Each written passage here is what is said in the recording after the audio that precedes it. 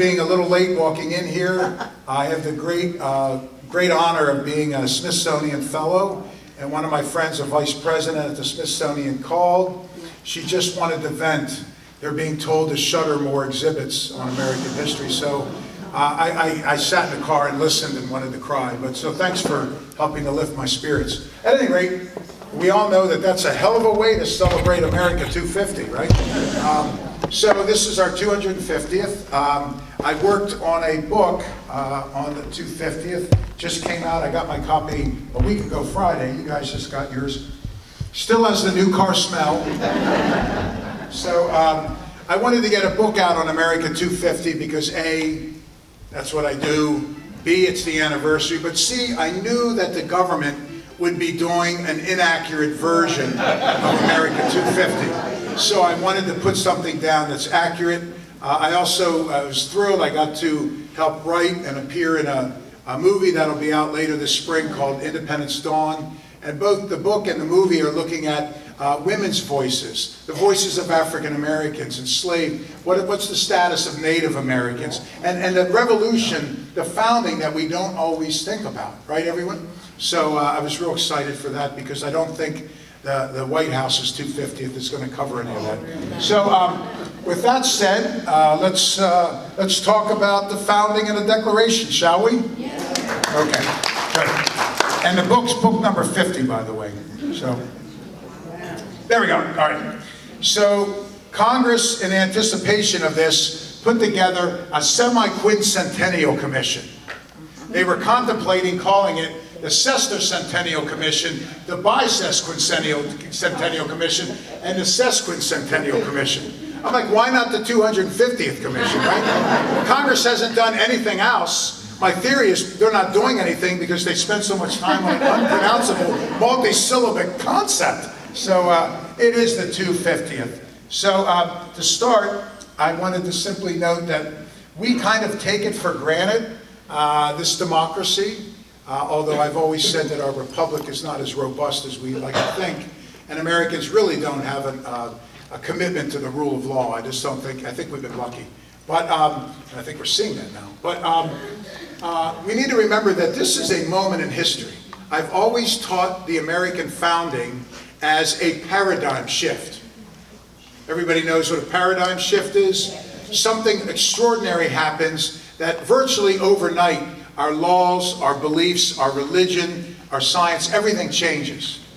So scholars usually cite the work of Galileo and Copernicus as initiating the first great paradigm shift.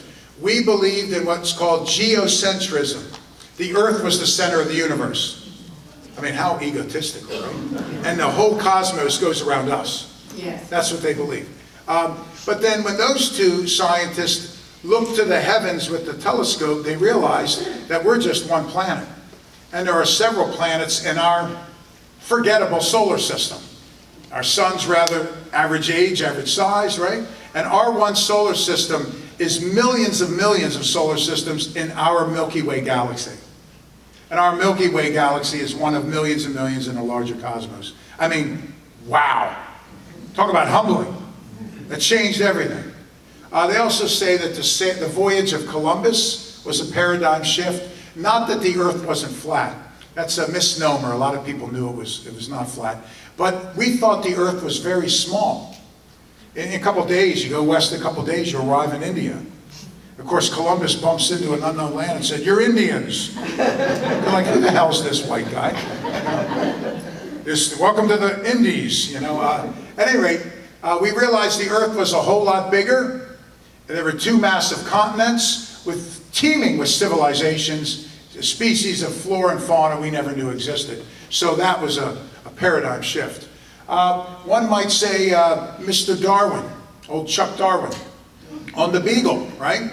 Sailing around South America and up to Galapagos, he discovers natural selection, evolutionary theory, that we're descended from animals. We're a lot like an animal, not different, right? And we have no control over why we're this way. It comes from diet, climate, predation, predators, etc., right? So natural selection. In fact, Darwin waited years before he published on the origin of species because he was worried about the response by the church. Remember, the church threatened to put Galileo's mother in prison unless if he renounced his findings. So a very churchly thing to do. So Darwin was a paradigm shift. That changes everything, our understanding of who we are, our place in the larger realm, right? And how we got here. Some folks claim that Mr. Freud's work was a paradigm shift. Not only are we an animal, but we're a sick animal. You know, we're not even in control of our own conscious actions and thoughts. You start crying because of something that happened to you when you were 3, and you have no idea why, right? You're unconscious, you're subconscious, etc., etc., etc. That's a paradigm shift, the understanding of the human psyche, right? My friends know, I've been saying for years, the next great paradigm shift will be when men finally realize that women are people too, right? So that'll happen one of these centuries. At any rate, so we need to realize that at the time when the founders were doing what they were doing, this was a paradigm shift. They were creating a brand new form of government, heretofore unseen in human history. No, the Roman Senate was not a republic or democracy. No, the scribblings of Plato and Aristotle and the dialogue teachings of Socrates was not democracy. They thought democracy would be mobocracy. And I've always agreed, by the way. People are not capable of democracy. But none of that was true democracy. The founders were literally changing the game. Changing the game. The divine right of kings was the norm. Every system of governance was either, thousands of years ago, the biggest guy with the biggest club, he made the decisions, or a military type of situation, or a monarch. And remember, the king was infallible. The king or queen was God on earth. They were God's spokesperson. God would speak through them. So if an issue that the framers wrestled with, particularly Jefferson, Franklin, and Adams, they wrestled with the idea, how do we leave the king? To do so is an affront to God.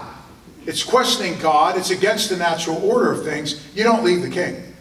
So they actually wrestled with that. Fortunately, they spent their free time, reading Plato's Republic and Aristotle's On Politics.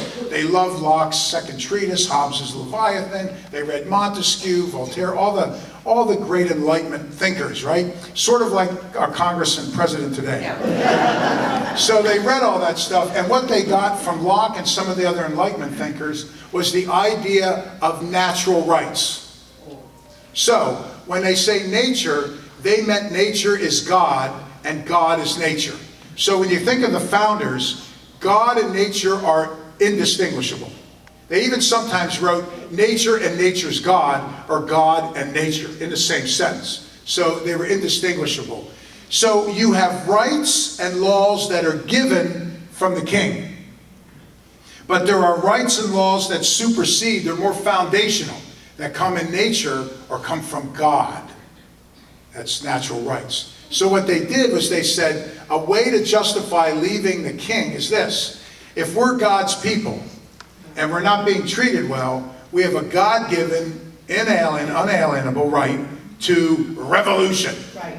To get rid of, that's where they came up with that. So that's the idea. And of course, against all odds, we didn't have a military when this thing started. We didn't have a commander-in-chief. We didn't have a currency. We didn't have a capital. We didn't have a national anthem. But a bunch of Minutemen went to Lexington and Concord in mid-April of '75. We started a war.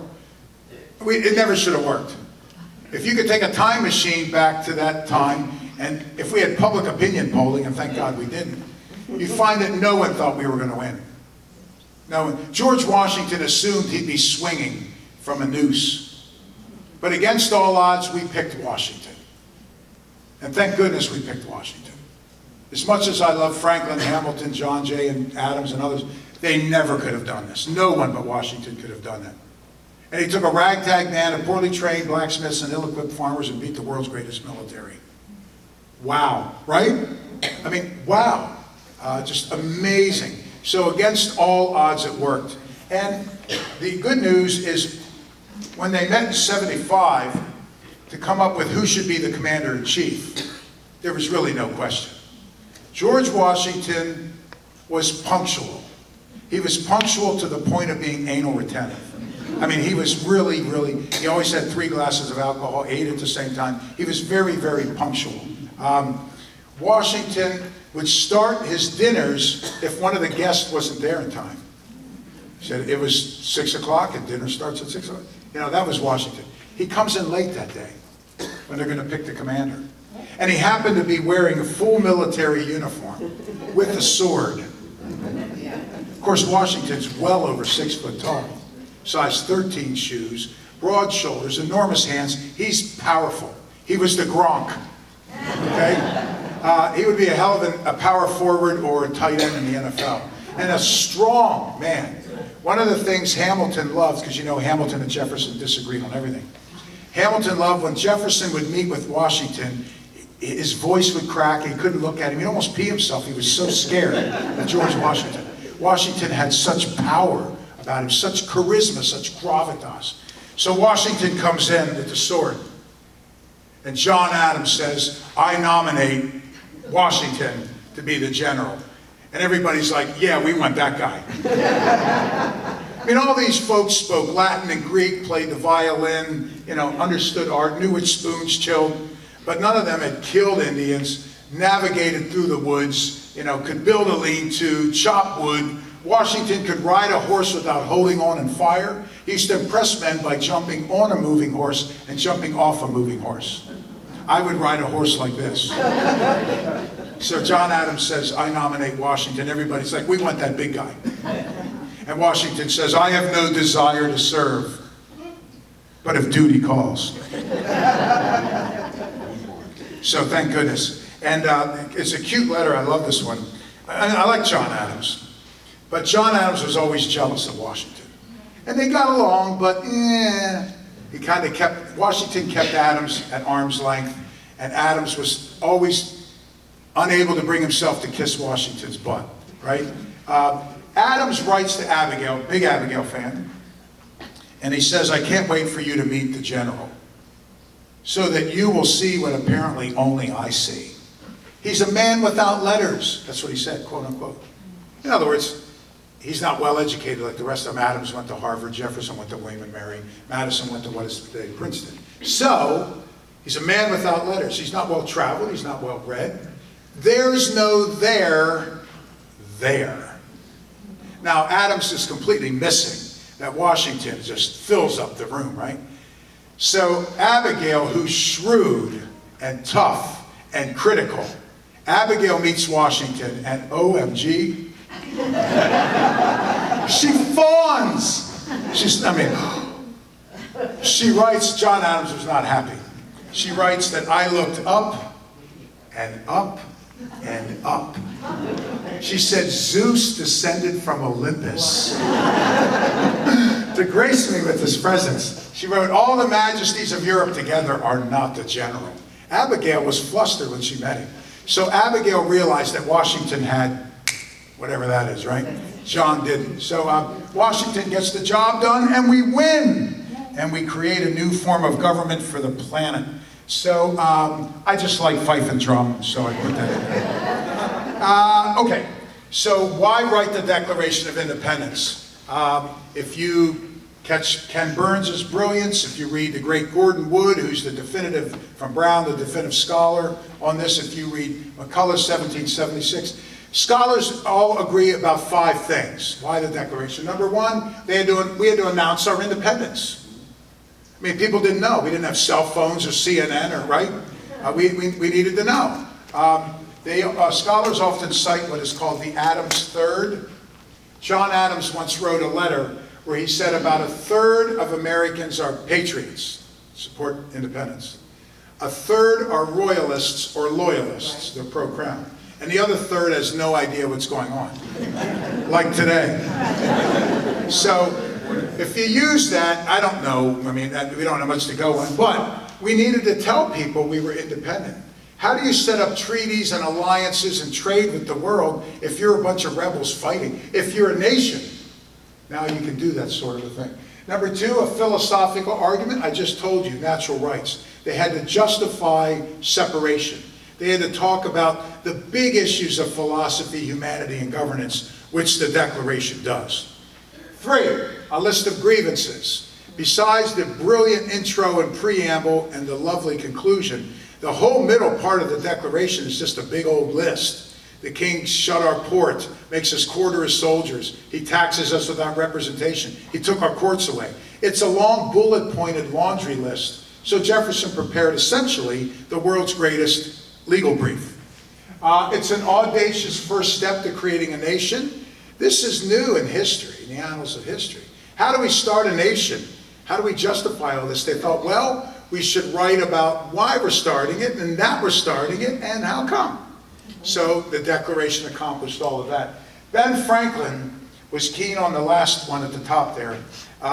We will never win if we don't have the support of Europe. We need money from the Dutch and the Spanish, we got it, and we need money and weaponry and troops and ships from the French. The French sent powder, artillery, Rochambeau, Admiral de Grasse, Lafayette. They sent us something that was brand new called a bayonet, which our soldiers didn't know how to use. Baron von Steuben, the Prussian general, teaches them how to fight with bayonets. Another immigrant, another foreigner, quote unquote. So Ben Franklin said, it's a diplomatic appeal to the world. We need the world to support us or we'll never win. So they sent Ben Franklin to France on a top secret mission. It was eyes only, ears only among the Continental Congress. And they didn't announce when he was leaving or the name of the ship, because if the British knew he was going to France to get their support, they would have sunk the ship. Now imagine the challenge. Ben Franklin has to meet with a monarch and get him to support a revolution against monarchs. Only Ben Franklin could pull that off. Now, in my, look at the left, purpose. I swear it was aligned perfectly in one computer. You know, one computer doesn't talk to the other. You know, it's Hal. You remember Hal? Yeah, so years ago in campus, we adopted this whole, you know, online, we have online course shells, we have everything's tech. And Lynn became one of the first Apple universities of distinction. And the Apple people came to do the seminar for us. And like every professor but me went and got the Apple certification. I, of course, refused to. And everybody was so mad at me for 2 reasons. I got in trouble from the whole university. Because the Apple people were all dressed like Jobs. They had the John Lennon glasses. They had like this turtleneck with the jacket and jeans. I'm like, so I raised my hand and said, do we have to dress like that? That's ridiculous. And then they said, yeah, they were not happy. They said, listen, we're giving you all these computers, they're linking. We want everybody to name your computer. You know, get to enjoy this. And I'm like, name my computer. So I raised my hand and I said, how? So they were not happy. So I've always taught that the Declaration is also, listen to the bottom 3, it's inspired prose. Isn't it beautifully written? Magnificently written. If Jefferson writes it and Franklin edits it, you're okay, right? People always say, next to Harry Truman's memoir, historians are in agreement that the other great memoir besides Truman's, and everybody agrees, all historians, if you meet one that doesn't agree, they're not a good historian, is Grant, Ulysses Grant. How did Grant write such a beautiful memoir? He had an editor. You might have heard of him. His name was Mark Twain. So, get the right editor. Anyways, you know, I love the Gettysburg Address. Sometimes when people say, what's your favorite poem? I say the Gettysburg Address. I mean, isn't it poetic? It's just like, so is the Declaration. The middle one on the bottom, Ben Franklin saw the Declaration as an aspirational gift to humanity. Isn't that cool? Ben Franklin realized the hypocrisy of what we were doing. Here's Jefferson writing about all men are created equal while he owns a lot of slaves and is raping a young female slave named Sally. And a lot of the founders were slavers. Philadelphia was the most progressive city in the country, and Philadelphia had a law that if you were in the city a certain number of days, an enslaved person is automatically free once they pass the number of days. So Jefferson brought a wagon, and he would take his slaves back and forth shy 1 or 2 days of the law. So he's skirting the law, doing all this while writing. So Ben Franklin announced to them that what we're doing is good, altogether good, but it's hypocritical. Franklin said the Declaration doesn't even belong to us Americans. He said it's an aspirational gift to humanity. We're not going to achieve true equality, true liberty, true rights, but we're going to give the world a new vision for what governance could be. One day, we might finally achieve this like we are today. So it was not an ends, but a means to a greater end. And this is the true gift, Franklin said of the founders. I love this heady thought, that we're giving the world a gift, a belief on what government could be, right? So, and then lastly, I always teach that it's a declaration of interdependence. The founders wanted everybody together. They wanted to speak with unanimity. At one point on one vote, New York was against them. Could you imagine New Yorkers being disagreeable, problematic? So I find it hard to believe. So, and what their goal was, rather than have New York vote no, they lobbied Franklin and others for New York to abstain. Because they wanted unanimity. They wanted all the colonies to be united. You've all seen Ben Franklin's image of a snake chopped up, and each piece of the snake is one of the colonies. And they also knew we needed Europe. Americans have this horrible tendency that we don't need anyway. We don't know other languages, we don't like to travel, we don't need you. Yeah, we do. So the founders realized interdependency was absolutely essential. So that's why we have the Declaration. So what I did is I came up with 10 little-known stories. On the top right, that's the committee, Sherman, Livingston, Jefferson, Adams, and Franklin, submitting the Declaration of Independence to Congress. So that's the painting that you see there. So here's a couple things, and I'm not going to cover everything. Actually, the font was different in my computer, too. So, how?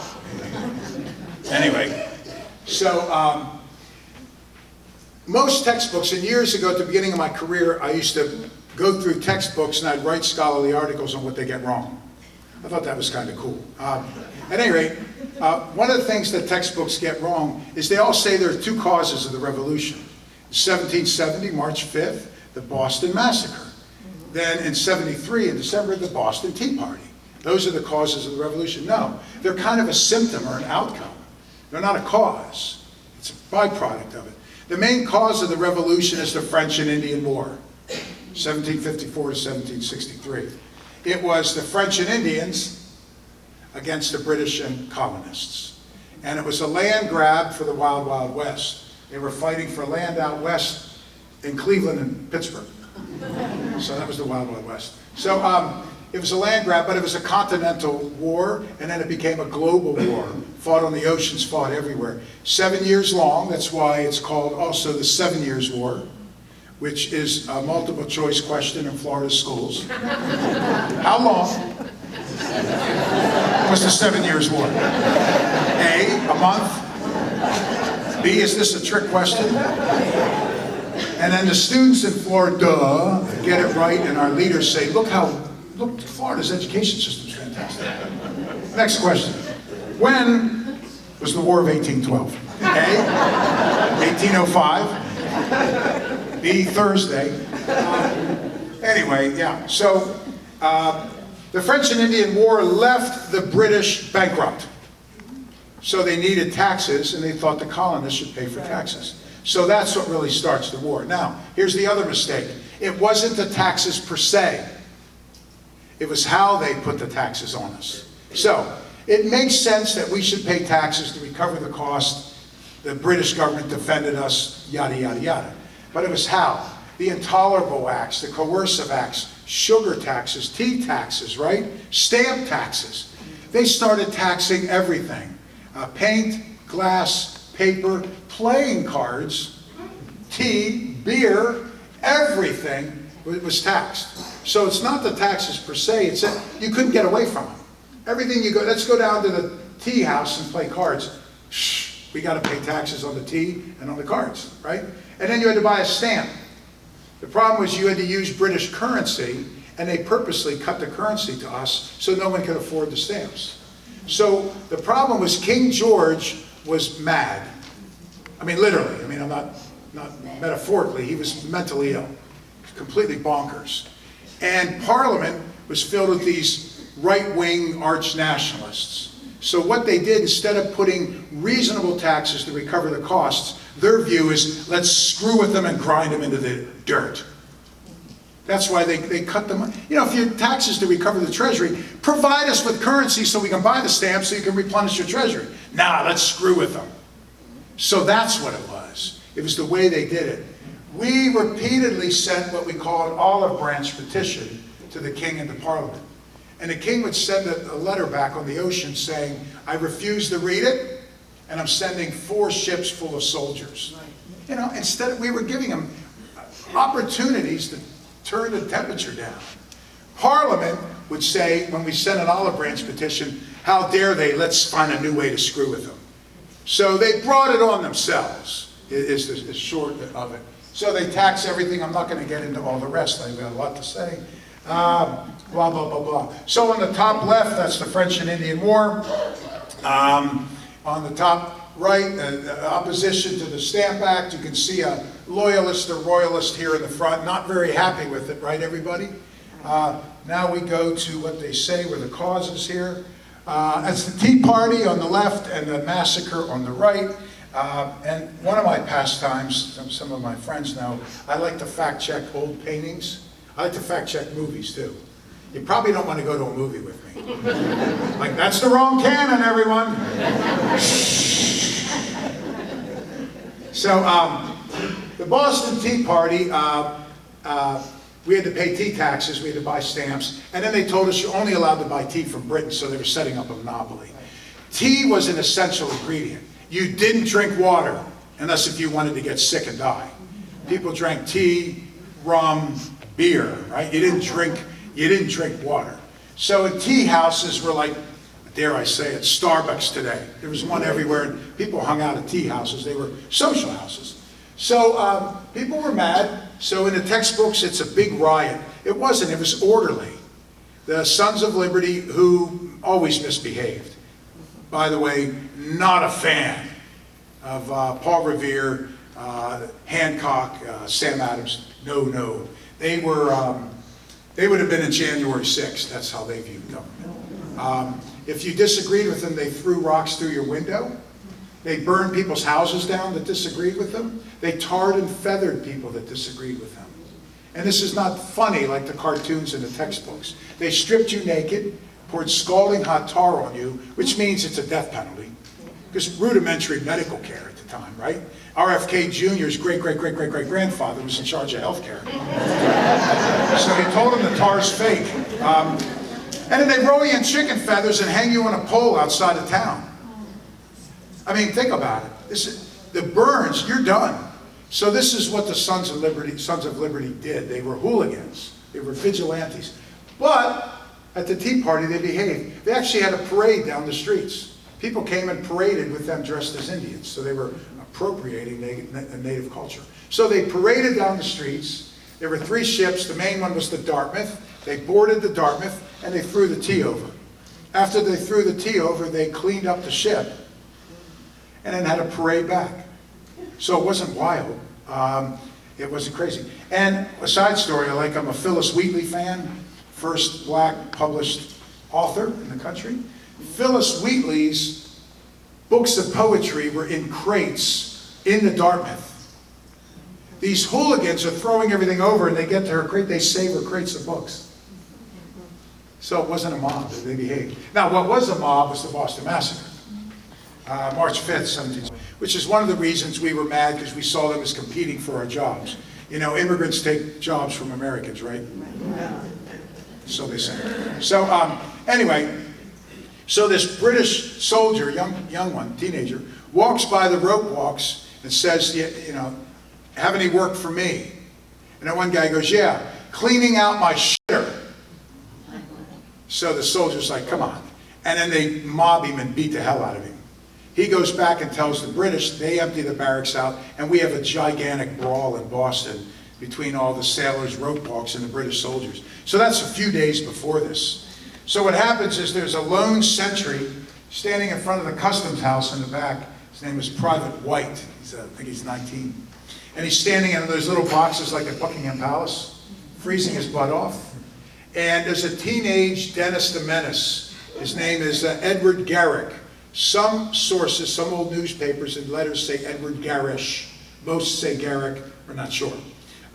Edward Garrick comes up and starts pounding on the front of the customs house. He's a wig maker's apprentice. He said, my master made a wig for one of your captains named Captain Goldfinch, and he didn't pay for it. You're a scoundrel. You're a bloody lobster. You're a lobster back. Come out and pay. And he's yelling and screaming. Actually, the paperwork from the wig maker has survived history. Needle in a haystack. And Goldfinch did pay. So Edward Garrick was just a hooligan. So Edward Garrick's yelling at everybody and kicking on the door. Private White tells him, bugger off. So Garrick comes over and starts spitting on him and throwing snowballs at him. So Private White gets his gun and pow, knocks him down. Says, bugger off. So Edward Garrick goes running through the streets of Boston yelling, look, I'm bleeding. The British are attacking us. The Patriots and Celtics both just lost their games that weekend. So the Bostonians were not in a good mood. They pour out of the tea and houses and pubs, and they're liquored up. And before you know it, there's 400 people surrounding poor Private White in front of the custom. They throw snowballs at him, then they throw oyster shells, then ice, then rocks, then clubs, then knives. And they're yelling, carry him away and kill him. Private White backs up. He loads his musket. It wasn't even loaded. He backs up to the front of the customs house, and he's pounding on the door. Turn out, turn out. He needs help. So one guy runs to the British barracks and notifies Captain Thomas Preston. It's the guy with the sword in the back right. Preston gets 7 soldiers and runs, and they join Private White. Now, it wasn't lined up like this, shooting indiscriminately with Preston in the back with his sword up. The men were standing there, and they were surrounded by 400 people, hitting them and beating them. And Preston's out in front saying, don't shoot, disperse. And then he's getting hit. And then the crowd parts, and here comes Crispus Attucks. Half black, half Native American, sailor. First casualty of the Revolution, right? Crispus Attucks is like an NFL lineman. He's a big dude. He's got a big club. He walks up and kapow, beats one of the soldiers. The guy falls to the ground, his musket falls to the ground and discharges, and then people fire. To Captain Preston's credit, he tells them after that first volley, don't fire, put your guns down. He's begging the crowd to disperse. So it wasn't a Boston massacre. It was a riot, and it was completely our fault. Paul Revere, John Hancock, and Sam Adams, when they heard that people died, and a few of them were teenagers, they were thrilled. Now we can propagandize this. So they made that image, which is utterly incorrect. And in fact, they even, on the next edition of it, you see the first guy that's dead there in front of him, they changed him from black to white, so that it would more empathy, because people were so racist at the time. So none of this is accurate, but we celebrate it. That's Lexington and Concord. I'm going to skip all that, good stories. But so if you could take a time machine and go back to 1775 or 1776, here's what you'd find. There was a raging debate between reconciliation and what they called independency. They didn't call it independence until the Declaration was written. It was reconciliation or independency. Here's what you'd find. Everybody favored reconciliation. Early on, Franklin. Early on, Washington. Everybody favored reconciliation. There's no way we can beat the British. And plus, this is a brand new idea. What are we thinking, right? So reconciliation. A couple things happened to change it. On the left there, Patrick Henry. So the concern was that the South was mostly loyalist or royalist. The British actually had a strategy. They were going to peel the South off and have them attack the North and do the war for them. If you're a Southern slave owner, you're doing pretty well. So why would you want to change things, right? So you're doing pretty well. So they were loyalist or royalist. So the founders are pushing Virginia, the most important Southern state. Patrick Henry, George Washington, Thomas Jefferson, Madison, George Mason. All these important leaders are from Virginia. It's the most important Southern state. And Virginia is the most aristocratic of all the states. Very English in its demeanors and its state colonial laws. So they go to Richmond at a big church and they gather. And they had been debating in 1774 at Carpenter's Hall, 75 at Philadelphia, ad nauseum for 2 to 3 years. And everybody says, yeah, reconciliation will never win. Then Patrick Henry gets up and gives the speech, as for me, give me liberty or... Give me death. Yeah, and I don't know about you, but it's time, enough of this wordsmithing. And Patrick Henry's speech inspires them. He calls for a vote, and they vote for independency. Now, Massachusetts, New York, and Pennsylvania, who are doing all the heavy lifting, now they feel like it's truly a continental-wide, and the South comes on board. Thomas Paine, January 1, 1776, writes Common Sense. Now, Thomas Paine was kind of a drifter and unemployed back in England, but he could write and he had a passion. He happens to meet Ben Franklin. Franklin says, we could use a voice like yours. He makes it possible, covers his costs to go to America and write, and boy does he write. George Washington would later ask that Patrick Henry's speech and Thomas Paine's Common Sense be read to the army. They were that inspiring.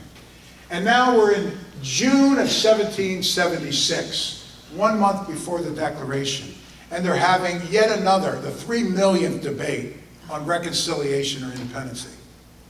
And Richard Henry Lee, who's also from Virginia, and he's kind of George Washington-esque. He's big, handsome. Washington was a bit on the shy side, kind of like me. But he was an orator. He was a rhetorician, he was loud, he was a great speaker. And he was passionate. They're debating it again, and Richard Henry Lee stands up and gives the famous line, I move that these united colonies are and of right ought to be free and independent states. And right here and now I demand we put a committee together and we resolve the issue once and for all. If anybody but him had said it, they would have been like, yeah, whatever. But he said it. So they put a committee of 5 people together. You saw the image earlier, right? Co-chaired by Ben Franklin and John Adams. Now, they weren't very creative. They called the Committee of 5. So they gave them a month to write the Declaration. Jefferson wrote the first draft in 17 days at the Graff House in Philadelphia, 2nd floor and a loft. Now, number 3. We voted for independence not on July 4th. That's not Independence Day.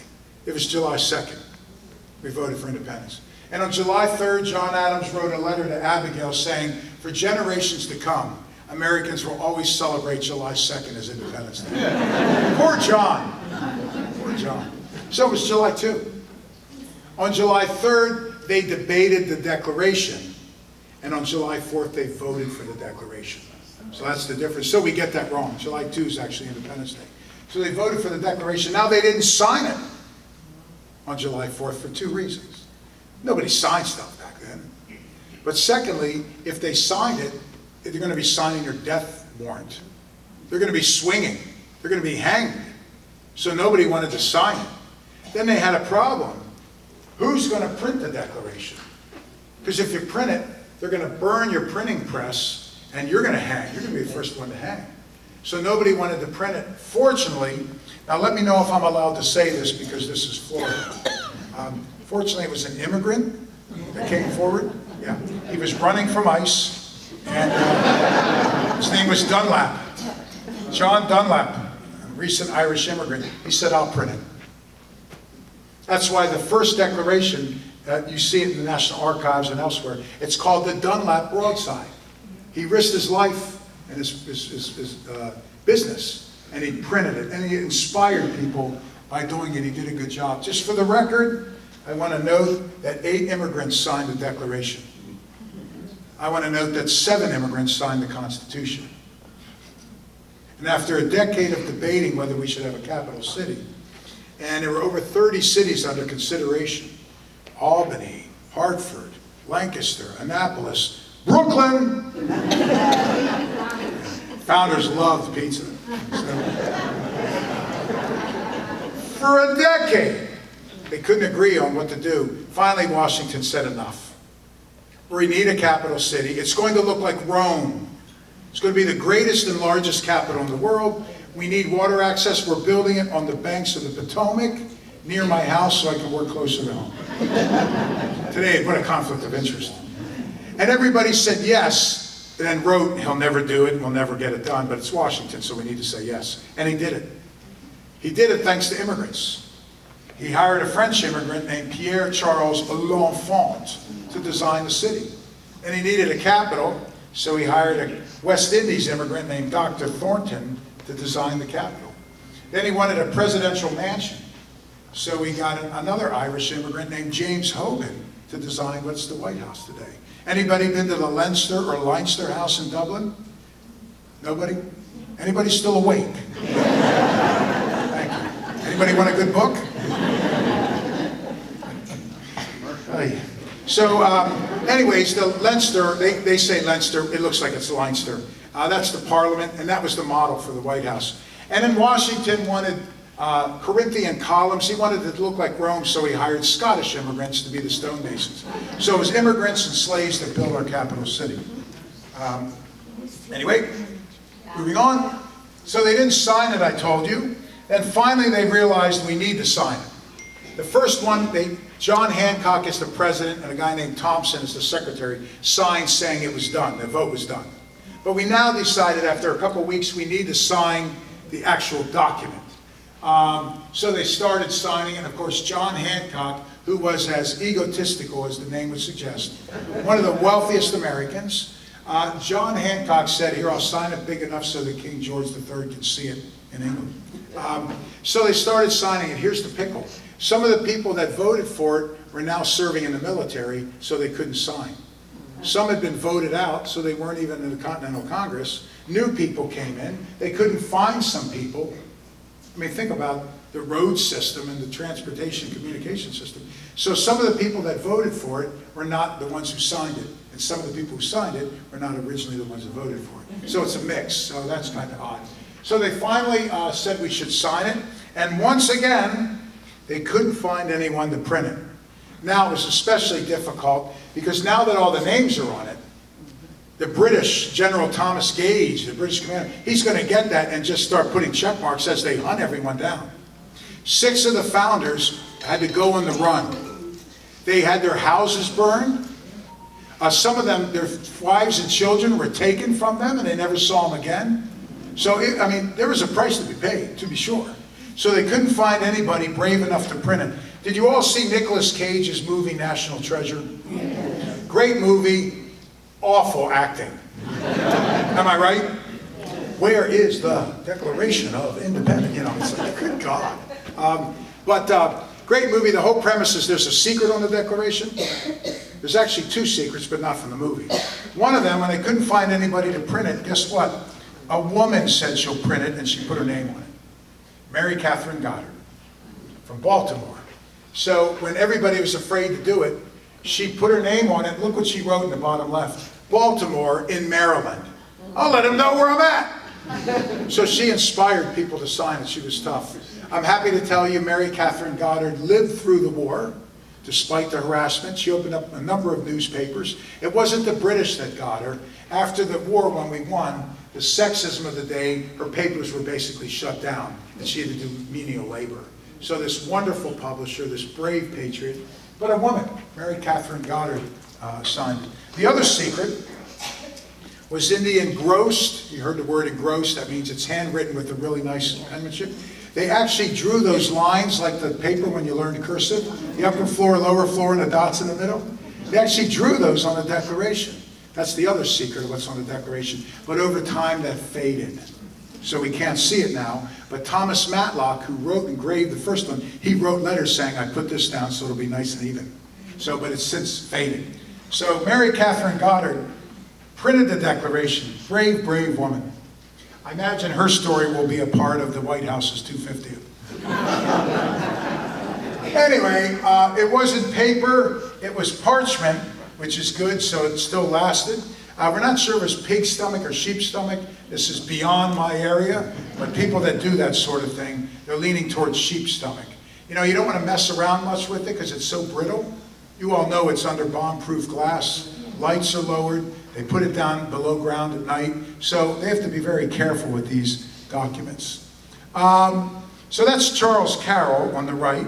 When they were going to sign it, Dr. Benjamin Rush, who was the most famous surgeon in the country. I mean, he was this revered surgeon, like a Dr. Oz.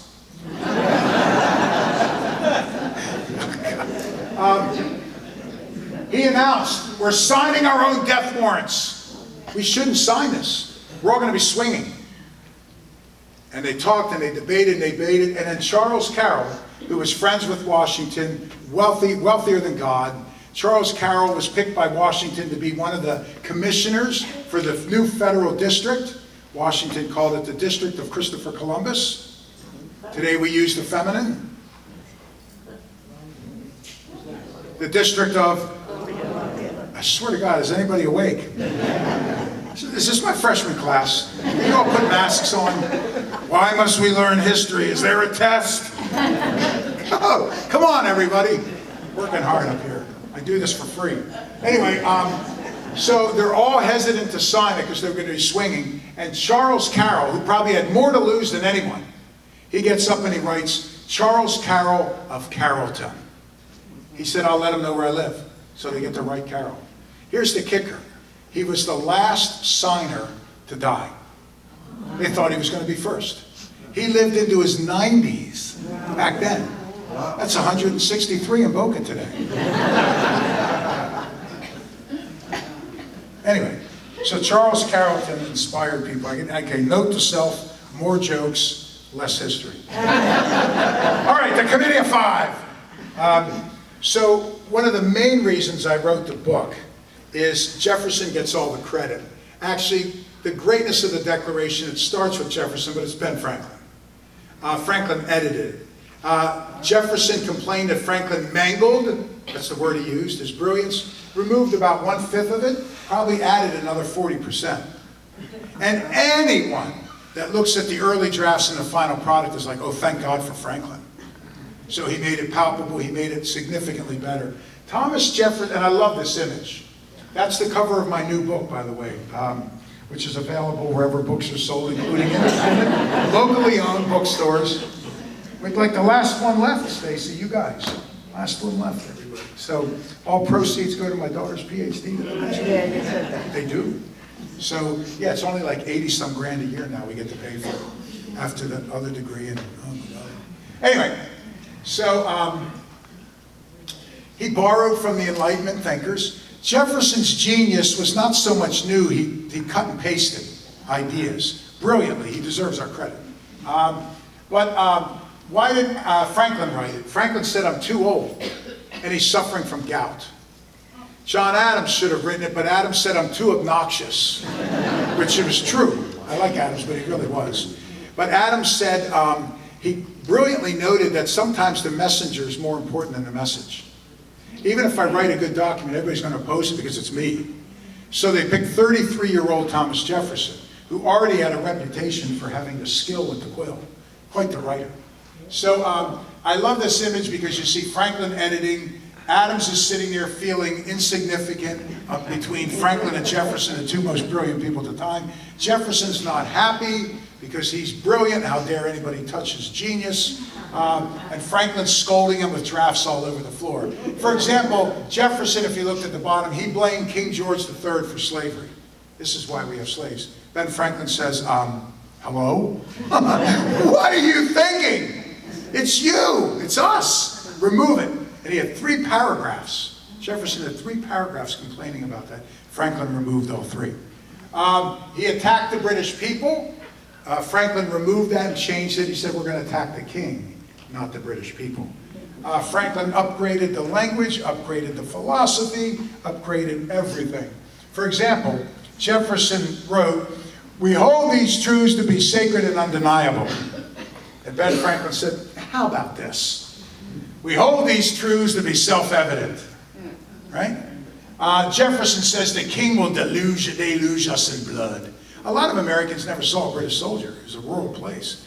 Franklin said, no, the king aims to destroy us. And Jefferson kept writing to my fellow subjects. Franklin said, we're no longer subjects. Hello, we're citizens, we're independent. So Franklin updates everything, vastly improves everything. There's a fun story.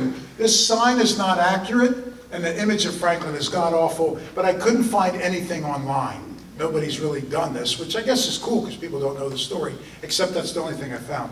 So Jefferson, those of you that know me know I can't stand Thomas Jefferson. Love Franklin, Hamilton. I even like old John Adams, Grumbly Adams. The John Jay guy, you know, I like all these guys, right? Lafayette, yeah, love them all. Not Jefferson. Jefferson was very soft, prissy, whiny, effeminate. Jefferson wouldn't serve in the military and then criticize those who did. Could you imagine a leader doing that? Thank God it's never happened again. So Jefferson literally doesn't speak to anyone now, and he sits in the back. So if you're the founders facing that way, he sits back here, crossed his arms and legs, because they all wrote about it. They were sick of him.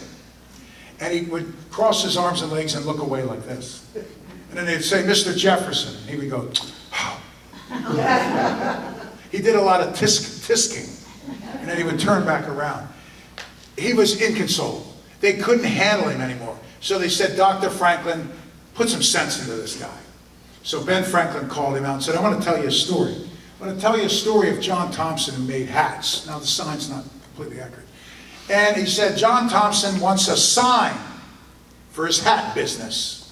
So he contacts the sign maker and says, I want a sign that says, John Thompson, maker of fine hats, custom orders, accepts barter or currency. Now that's not a sign, that's a paragraph. And the sign maker produces a sign that says Thompson with the image of a hat. And that's Ben Franklin talking to Jefferson. Jefferson says, what's your point? Franklin says, less is more.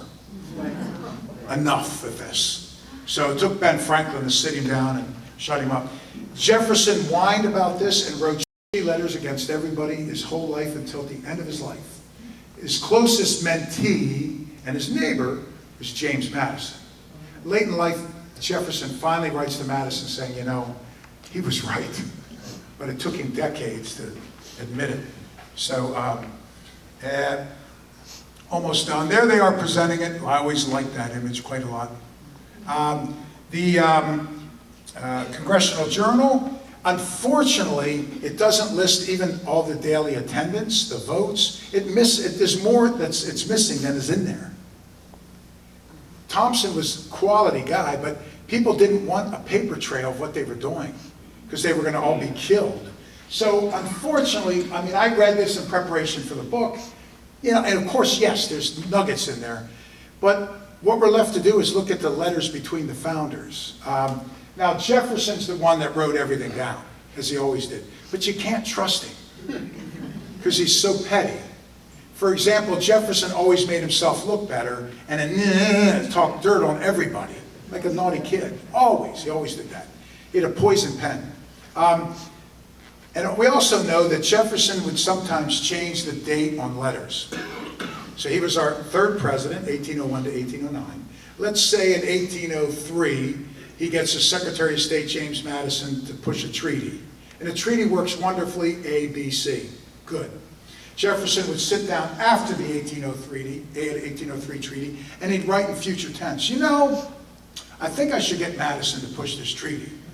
I predict it'll work out A, B, and C, and then he'd write 1801 on the letter. And he'd stick it in his...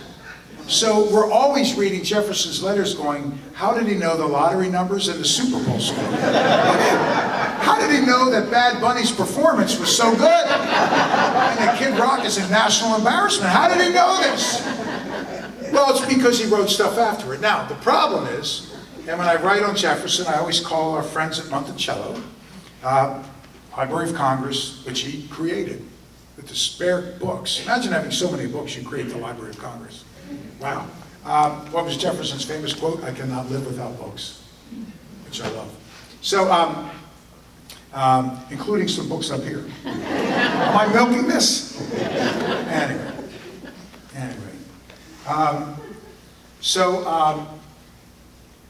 I call them and I say, listen, I have a Jefferson letter. Is it real or did he change the date? And they always go, we don't know. What do you think? And I go, I don't know. So if Jefferson looks too brilliant, I assume he changed the date. If he looks human, I assume he didn't. But I mean, what is that? That's all we're left to. So we don't know if it was one letter, every letter, half the letters. We don't know. We just know he did it. So we can't trust Jefferson's account. It doesn't match up. How many people saw the musical Hamilton? Everybody? Okay, good. So, yeah. So you remember the room where it happens, right? That was June 19th and 20th, 1790, to develop a government. And it was Hamilton against Jefferson and Madison. And Hamilton plays them like a guitar. He gets everything he wants. And Jefferson and Madison, before the meeting, are like, we're the two smartest people alive. This will be easy. They didn't know that not only was Hamilton smart, but they were bookish. He was like a fox. Hamilton plays him.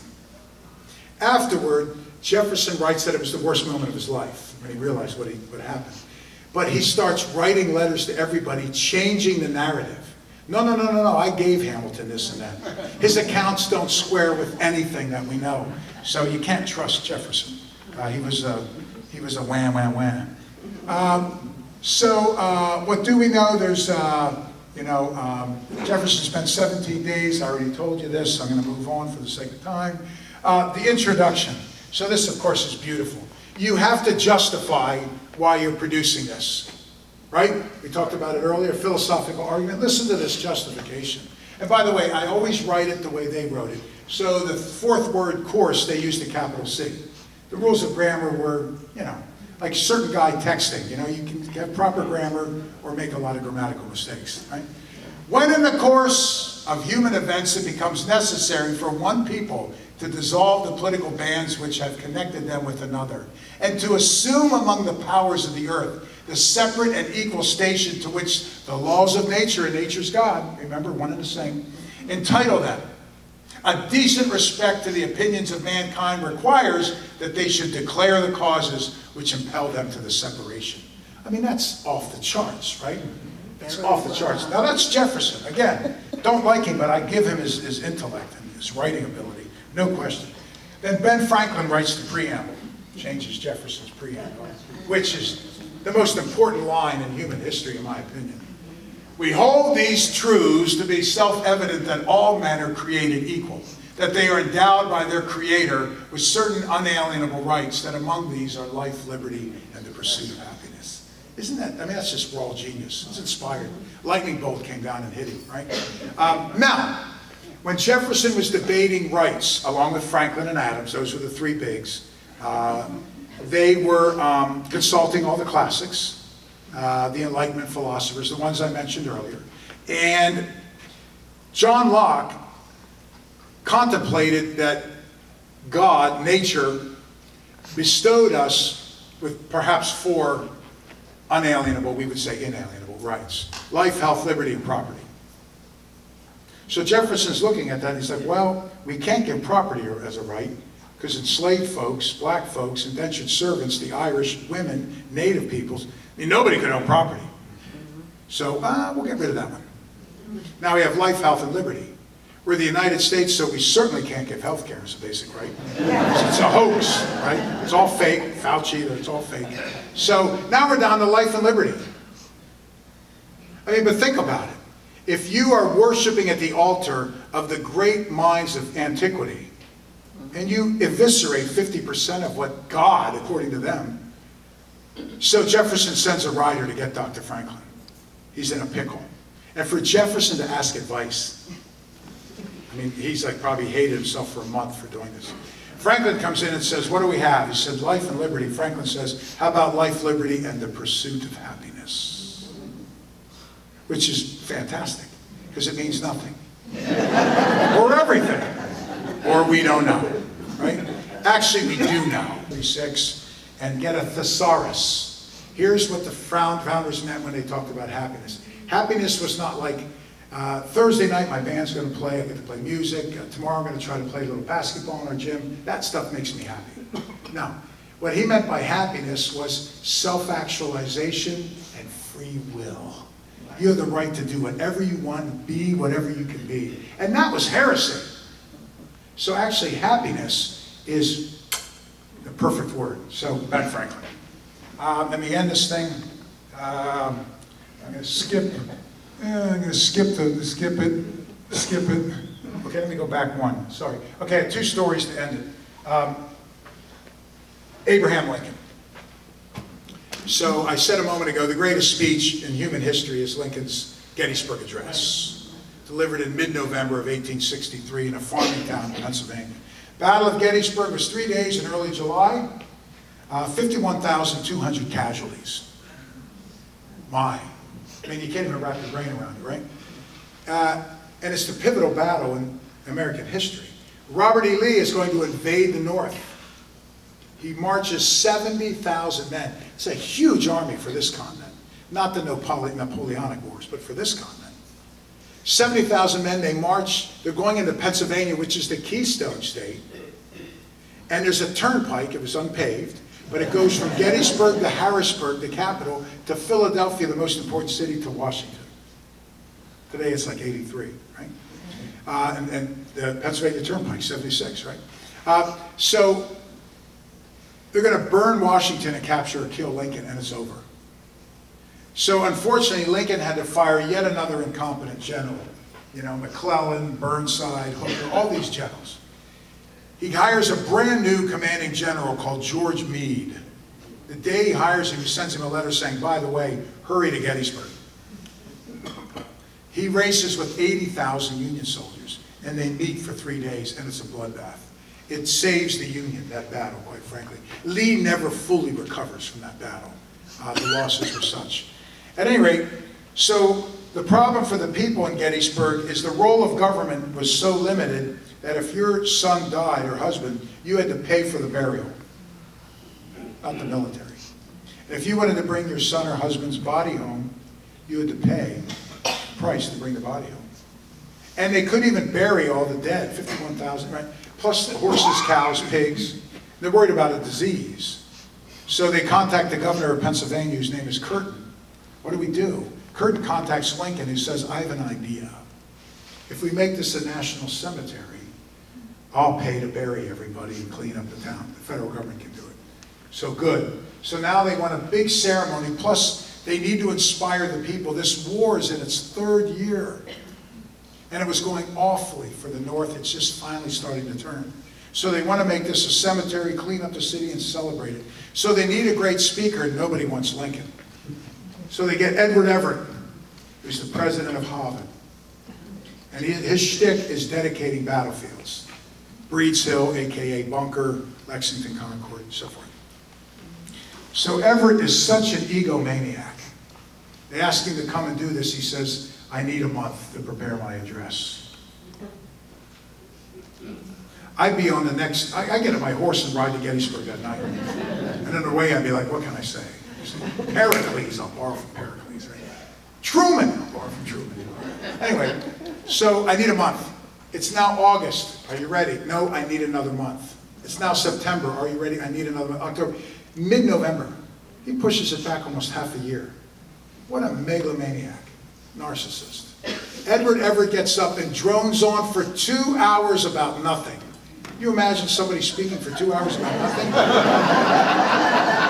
Mostly about himself. He says, I'm here. That makes it all okay, right? I can now dedicate. I'm here, I feel their pain. I'm here for the lost. I'm here for the living. I'm here today. Oh my God. I will now dedicate. And then the Marine Band plays a short song. Then Lincoln's asked to get up and close it with a few brief remarks. Lincoln speaks for 2 minutes. He says, we cannot dedicate. We cannot hallow. We cannot consecrate this ground beyond what they, the living and the dead, have already done. But we can seek to dedicate a portion of that ground to the... And Everett's probably sitting there like, oh my God, sliding in his chair. Lincoln says, the world will little note nor long remember what we say here today. He was wrong about that. But he can never forget what they did here, right? And Everett's up there, they will remember me. And Everett was hating life. Of course, Lincoln opens it with what? 77 years ago, our fathers bring forth on this continent a new nation, conceived in liberty and... Talk about beautiful writing. Oh my. Now, when Lincoln finished his speech, no one applauded. Not because they didn't like it, because they'd never heard anything like it. Anybody in the movies after Private Ryan or Schindler, you just sat there, didn't you? Watch the credits. You couldn't talk, you couldn't eat popcorn, you couldn't leave. After Frozen, I was singing, so nobody clapped. So as Lincoln's walking back, Edward Everett writes Lincoln a letter saying, "I'd be fooling myself if I thought I captured in 2 hours what you captured so brilliantly in 2 minutes." He wrote this. Lincoln walked back and leaned over to Everett and said, "That went over like a wet blanket." Now, here's the purpose of that. 407 years ago, what's a score? 20 years. So if you take 4 times 20 plus 7 and subtract that from 1863, Lincoln did not take us back to 1787 when the Constitution was written for our birth. He didn't take us back to 1789 when it was ratified and Washington took power. He took us back to 1776 and the Declaration of Independence. Because the Constitutional Convention debated slavery and allowed it to exist. They passed the 3/5 clause, making a black person 3/5 of a person. Lincoln liked Ben Franklin's idea, where did we start? That this is an aspirational gift to humanity. This war, we are drenched in blood. It's going to take blood to quench our sins, what we've done. And Lincoln takes us back to the Declaration, and we're going to finish that aspirational gift to humanity by winning this war. And wow, Lincoln, who never stepped foot in the school, by the way, everybody. Just remarkable. And then the last story, closing. So these two guys were very important for the Declaration. Jefferson wrote the first draft. Adams edited it. Jefferson was on the committee. Adams co-chaired the committee. Adams is our second president. Jefferson's our third president. Adams is our first vice president. Jefferson's our second vice president. Jefferson was Adams's vice president. The two of them got along before they didn't. They became enemies. It was mostly Abigail. Jefferson loved Abigail. Who didn't like Abigail? When I had the great honor of interviewing David McCullough 3 times, and in the green room we talked about how much we both liked Abigail. That was cool. Yeah. If you're interested, I'm interviewing Doris Kearns Goodwin on March 2nd at Meisner Park about this. Okay, so called the Boca Festival of the Arts or something like that. Anyway, so these guys are friends. But all that ends in 1800. There's a controversial election in 1800. It's a 3-way race for president. Adams, Jefferson, Burr. It ends in a 73 tie. There were less states, so less electoral votes.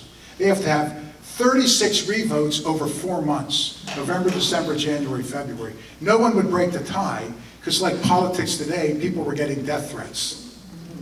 So people were afraid to break the tie. Now, we all know, when's the inauguration today? January 20th at noon. Back then it was March 4th. It was the 20th Amendment that moved it up to where it is today, and that went into effect for FDR's second inaugural in 1937. So it was Hamilton on the 36th ballot that broke the tie. And it was a tough tie because he didn't like Adams, Burr, or Jefferson.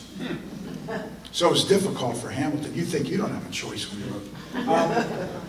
And now Jefferson, throughout the election, he hires a drunk Scottish reporter named James T. Callender. He buys newspapers and has them make up the news. Could you imagine news outlets making up the news? And he goes after Adams and Hamilton with a vengeance. His friend, Jefferson's awful. I mean, and it's personal too. It's ugly personal stuff, even with his marriage and everything. So they stopped speaking in 1800. For 18 years, they don't talk. In 1818, Abigail's tired of this. She tells her husband, "I heard from Jefferson. He wants to make up with you, but he's too pig-headed." She made it up. Then she writes Jefferson a letter and says, "My husband wants to make up with you, but he's too pig-headed." She made that up too. And as she's writing back and forth trying to get these spoiled brats, she dies in 1818. Her death brings them together. And these 2 old bulls, and Jefferson lives into his 80s, Adams to his 90s. These 2 old bulls spend the last 8 years of their life writing letters back and forth. Gang, they're a treasure trove. I've read them. Do you remember when Dr. Franklin napped? Of which I observed a few of you today. So you're Franklin-esque. Do you remember when Hamilton spoke for 5 hours and knew everything about everything? Do you remember when, that's the letters, it's fantastic. Then after 8 years of letter writing, they both died the same day. July 4th, 1826, the 50th anniversary of the Declaration, to the hour. You can't script the ending of that. And that's the real story of the Declaration of Independence, and I don't know how this got in there. My daughter must have, did I tell you about my daughter? Anyway, thank you everyone.